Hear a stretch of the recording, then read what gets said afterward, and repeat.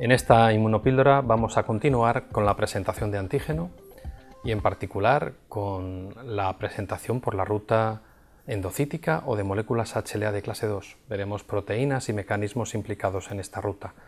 Os recuerdo que estamos centrados en la presentación de antígeno porque los linfocitos T no son capaces de reconocer los antígenos nativos como los B. Tiene que haber células presentadoras que los capten, los digieran y se los presenten dentro de las proteínas HLA. Os recuerdo que las proteínas HLA de clase 2 son las que van a presentar antígeno a los linfocitos T CD4 o cooperadores, y eso es porque la molécula correceptora CD4 se une al dominio beta 2 de estas proteínas HLA de clase 2, lo que hace que los linfocitos T cooperadores solo puedan interaccionar con células que expresen estas proteínas y por lo tanto células presentadoras de antígeno profesionales.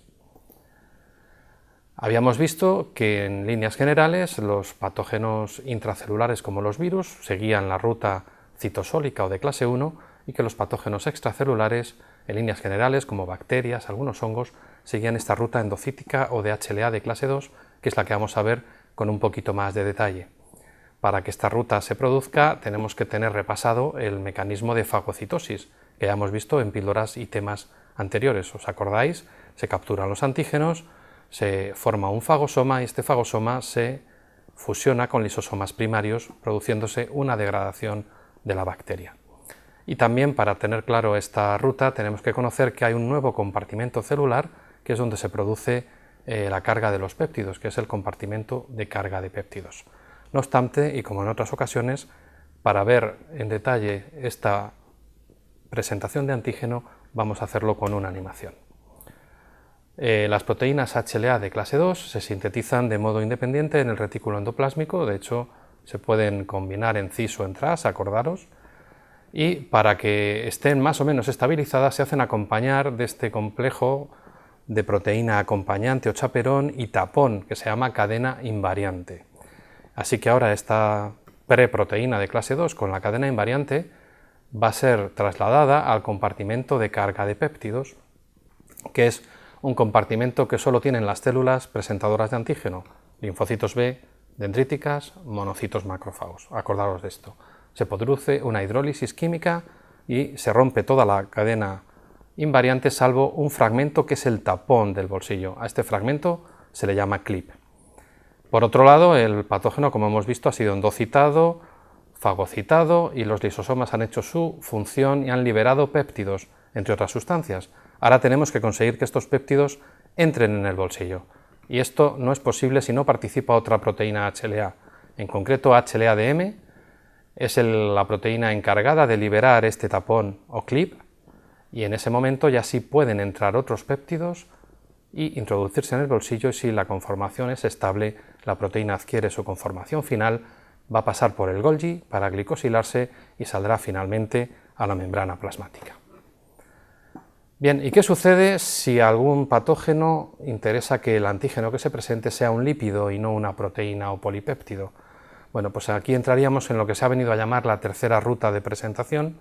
La hacen proteínas que son muy parecidas a clase 1 y que son las proteínas CD1. Aquí tenéis la estructura de CD1, una cadena pesada con un dominio inmunoglobulina cerca de la membrana y dos dominios más distales que forman una hendidura o bolsillo de unión de lípidos. Es exactamente muy parecido el esquema al que habíamos visto para clase 1. Fondo plano y dos láminas en alfa hélice por encima y un bolsillo que ahora en esta situación va a poder introducir lípidos en su estructura. ¿Cómo llegan los lípidos aquí? Pues pueden llegar o bien por mecanismos endocíticos, se fagocita el patógeno y en su hidrólisis en los fagolisosomas se liberan lípidos, o puede llegar de modo natural desde el retículo endoplásmico. De modo que cuando la proteína CD1 se acopla de modo no covalente a la beta 2 microglobulina puede captar péptidos endógenos en el propio retículo y salir así a la superficie y luego incluso sustituirlos por los lípidos procedentes de la hidrólisis del patógeno. De modo que en esta píldora hemos repasado las generalidades de presentación, la ruta endocítica o de clase 2 y cómo se presentan estos patógenos, qué proteínas participan y cuáles son los mecanismos. cómo sería la ruta de presentación de antígenos no proteicos y hemos visto algo de CD1 y esta tercera ruta para antígenos lipídicos. Si todo esto quedó claro, deberíamos saber contestar cuál es el correceptor T que se une a moléculas HLA de clase 2, qué mecanismo celular previo necesita la ruta de presentación endocítica, qué células lo realizan, dónde se produce el acoplamiento de péptidos a los bolsillos HLA de clase 2, a qué llamamos clip, qué proteína se encarga de desplazarlo para que se puedan cargar los péptidos y, por último, cuál es la proteína que presenta antígenos lipídicos, a qué cadena se asocia de modo no covalente. Si sabéis todo esto, habéis aprendido prácticamente todo lo necesario de presentación de antígeno.